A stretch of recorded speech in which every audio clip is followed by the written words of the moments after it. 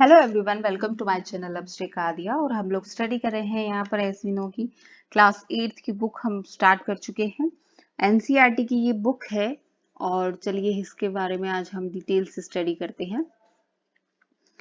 कोयला और पेट्रोलियम इस टॉपिक का नाम है। इसमें हम डिटेल से पढ़ेंगे कि किस तरीके से हमारे कोयला और पेट्रोलियम का हमारे दैनिक जीवन में क्या उपयोग है और उनके क्या क्या कंटेंट्स है यहाँ पर हम देखते हैं।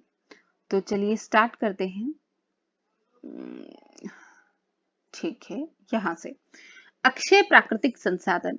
ये संसाधन प्रकृति में असीमित मात्रा में उपस्थित होते हैं जिन्हें हम कहते हैं अक्षय प्राकृतिक संसाधन।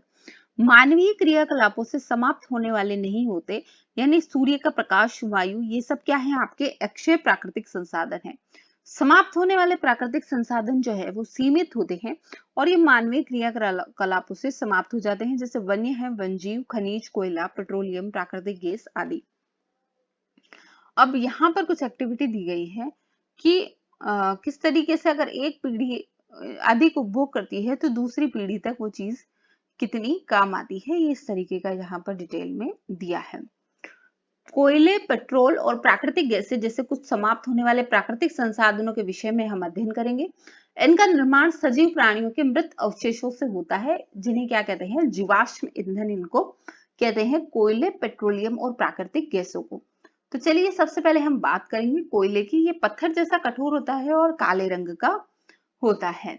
इसके बाद खाना बनाने में ये चीज हमारे बहुतायत काम में आती है। इसका उपयोग तापीय शक्ति संयंत्रों में विद्युत उत्पन्न करने हेतु भी काम में लिया जाता है। कोयले का उपयोग विभिन्न उद्योगों में ईंधन के रूप में भी किया जाता है। कोयले की कहानी यहाँ पर हम देखेंगे। लगभग 300 मिलियन वर्ष पूर्व पृथ्वी पर निचले जलीय क्षेत्रों में घने वन थे। बाढ़ जैसे प्राकृतिक प्रक्रमों के कारण ये वन मृदा के नीचे दब गए और इनके ऊपर बहुत अधिक मृदा जमा होने के कारण ये संपीड़ित हो गए। जैसे जैसे वह गहरे होते गए उनका ताप भी बढ़ता गया। उच्च ताप और दाब की अवस्था पर पृथ्वी के अंदर मृत पेड़ पौधे धीरे धीरे कोयले में परिवर्तित हो गए। मृत वनस्पति के धीमे प्रक्रम द्वारा कोयले में परिवर्तन को कार्बनीकरण कहते हैं। यानी ये जो मृत वनस्पति है, इससे कोयले का जो निर्माण हुआ उसको क्या कहेंगे, कार्बनीकरण कहेंगे। क्योंकि यह जो है, ये कोयला जो है वो वनस्पति के अवशेषों से बना है, तब कोयले को क्या कहते हैं, जीवाश्म ईंधन भी यहाँ पर कहते हैं। तो इस तरीके से यहाँ पिक्चर में कोयले की खान को दिखाया गया है कि किस तरीके से कोयले की खान से कोयला निकाला जाता है। वायु में गर्म करने पर कोयला क्या करता है, जलता है और मुख्य रूप से कार्बन डाइऑक्साइड गैस ही यह उत्पन्न करता है। उद्योग में कोयले के प्रक्रम द्वारा कुछ उपयोगी उत्पाद प्राप्त किए जाते हैं, जैसे कोक है, कोलतार है, कोयला गैस है। कोक की अगर बात करें तो यह कठोर, सनद्र और काला पदार्थ है। यह कार्बन का लगभग शुद्ध रूप कहलाता है कोक। कोक का उपयोग इस्पात के औद्योगिक निर्माण और बहुत से धातु के निष्कर्षण में किया जाता है। कोलतार की अगर बात करें तो कोलतार क्या है, गंध वाला काला गाढ़ा द्रव होता है जिसे हम डम्मर भी कहते हैं। यह लगभग 200 पदार्थों का मिश्रण होता है, ठीक है, जिससे आपकी सड़कें बनती थी पहले, अब तो सीसी रोड निर्माण होने लग गया डम्मर में। कोलतार से प्राप्त उत्पादों का उपयोग प्रारंभिक पदार्थों के रूप में दैनिक जीवन में आने वाले विभिन्न पदार्थों के औद्योगिक निर्माण, संश्लेषित रंग, औषधि, विस्फोट, सुगंध, प्लास्टिक, पेंट, फोटोग्राफिक सामग्री, छत निर्माण सामग्री, इन सब में होता है। मौत और अन्य कीटों को भगाने हेतु भी प्रयोग में लाई जाने वाली नैफ्थलीन की गोलियां भी कोलतार से प्राप्त की जाती है। आजकल पक्की सड़कों के निर्माण में कोलतार के स्थान पर पेट्रोलियम उत्पाद बिटुमनी का उपयोग यहाँ पर किया जाने लगा है। कोयला गैस की हम नेक्स्ट अब बात करेंगे। कोयले के प्रक्रम में, यानी कोयला बनाने के प्रक्रम में, कोक बनाते समय कोयला गैस भी हमें प्राप्त होती है। कोयला प्रक्रमण जो संयंत्रों के निकट स्थापित बहुत से उद्योगों में ईंधन के रूप में उपयोगी यहाँ पर कोयला गैस हो जाती है। लंदन में 1810 में, न्यूयॉर्क में 1820 के आसपास कोयला गैस का उपयोग प्रथम बार सड़कों पर रोशनी के लिए किया गया था। आजकल इसका उपयोग रोशनी के बजाय ऊष्मा के स्रोत के रूप में किया जाता है, कोयला गैस का उपयोग। पेट्रोलियम की अगर हम बात करें तो पेट्रोलियम जो है स्वचालित वाहन जैसे आपकी मोटरसाइकिल, स्कूटर, कार, इन सब में जो आप पेट्रोल डालते हैं या फिर आप डीजल डालते हैं, यही आपके क्या कहलाते हैं, प्राकृतिक स्रोत, जिनको हम पेट्रोलियम कहते हैं। पेट्रोलियम शब्द की उत्पत्ति पेट्रा यानी चट्टान और ओलियम यानी तेल से हुई है, क्योंकि ये जमीन के नीचे चट्टानों के मध्य से निकाला जाता है।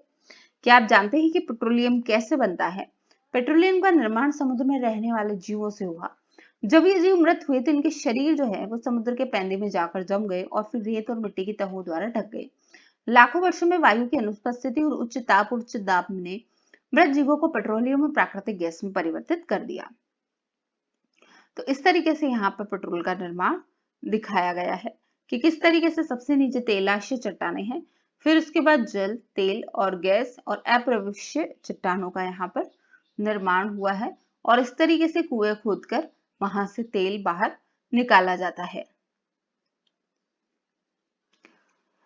पेट्रोलियम और प्राकृतिक गैस के भंडारों को यहाँ पर दर्शाया गया है और विश्व का पहला तेल का कुआं जो है वो पेंसिल्वेनिया अमेरिका में 1859 में प्रवेदित ड्रिल किया गया था। तो सबसे पहले तेल का कुआं कहाँ निकला था? पेंसिल्वेनिया में अमेरिका में 1859 में। 8 वर्ष बाद 1867 में असम के माकुम नामक स्थान पर तेल का पता चला था। भारत में तेल जो है वो आसाम, गुजरात, बॉम्बे हाई, गोदावरी, कृष्णा नदियों के बेसिन में पाया जाता है। पेट्रोलियम का परिष्करण। पेट्रोलियम गहरे रंग का तेलीय द्रव है। इसकी गंध बहुत अप्रिय होती है। इसे विभिन्न संघटनों से बना होता है, जैसे पेट्रोलियम गैस, पेट्रोल, डीजल, स्नेहक तेल, पैराफिन, मोम आदि का यह मिश्रण होता है। पेट्रोलियम के विभिन्न संघटनों को यानी प्रभाजों को प्रभाजी आश्रम द्वारा बाहर निकाला जाता है। पेट्रोलियम परिष्करण कहलाता है इन सब चीजों को अलग अलग करना और यह कार्य पेट्रोलियम परिष्करणी में संपादित किया जाता है। तो ये पेट्रोलियम परिष्करणी मशीन जो आपकी है, रिफाइनरी जिसे हम कहेंगे अपनी कॉमन भाषा में, वो है। इसमें हम देख सकते हैं कि किस तरीके से यहाँ पर पेट्रोल से विभिन्न चीजें निकाली जाती है। पेट्रोलियम और प्राकृतिक गैस से अनेक उपयोगी पदार्थ प्राप्त किए जाते हैं, जिनको क्या कहते हैं? पेट्रो रसायन कहते हैं।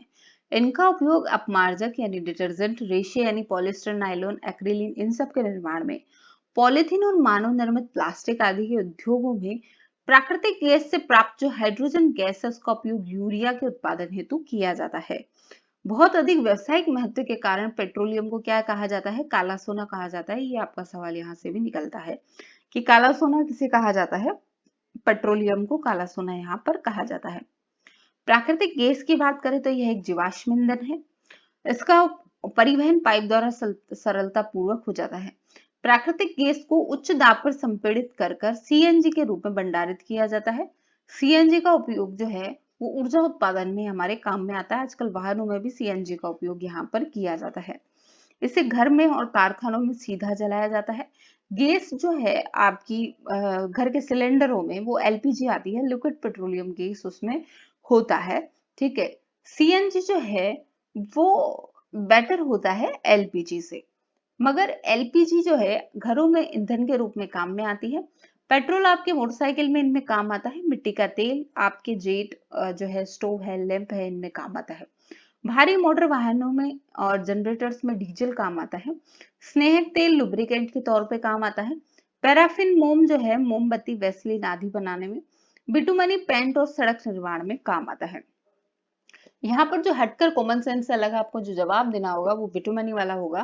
तो इस चीज को आप ध्यान रखिए कि पेंट और सड़क निर्माण में आजकल कोल तार की जगह क्या यूज में लिया जाता है?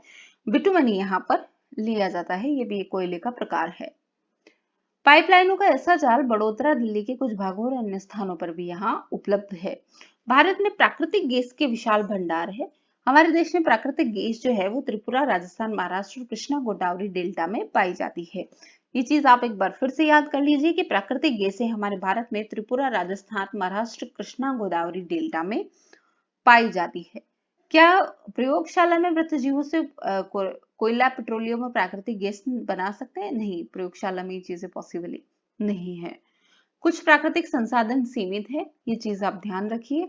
कोयला और पेट्रोलियम जो है वो जीवाश्म ईंधन है। ये चीज हमारे यहाँ पर बार बार याद करने लायक है।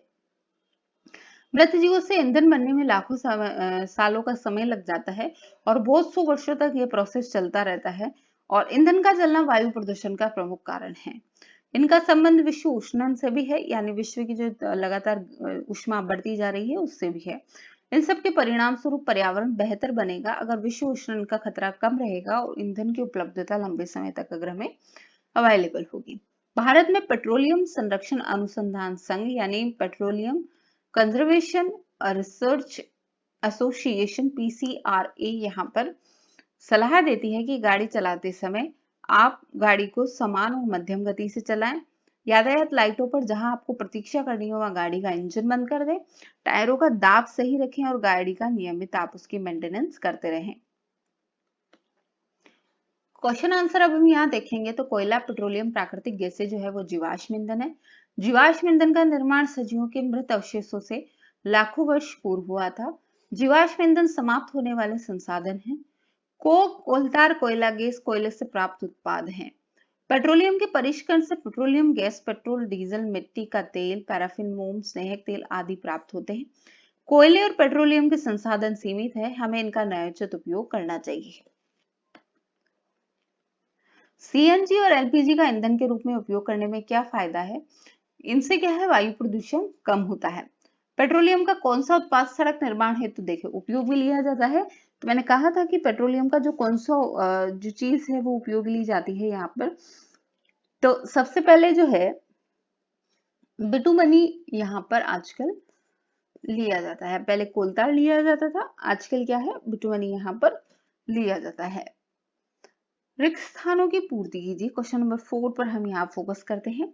कौन जीवाश्म ईंधन है? तो कोयला, ठीक है, पहला तो कोयला और दूसरा आपका क्या है, पेट्रोलियम। दोनों ही क्या है, जीवाश्म ईंधन है। पेट्रोलियम के विभिन्न संगठनों को पृथक करने का प्रक्रम क्या कहलाता है? तो उसका वो रिफाइनरी परिष्करण कहलाता है। वाहनों के लिए सबसे कम प्रदूषक ईंधन कौन सा है? तो जो सीएनजी है आपका, वो वाहनों के लिए सबसे कम प्रदूषक यहाँ पर होता है।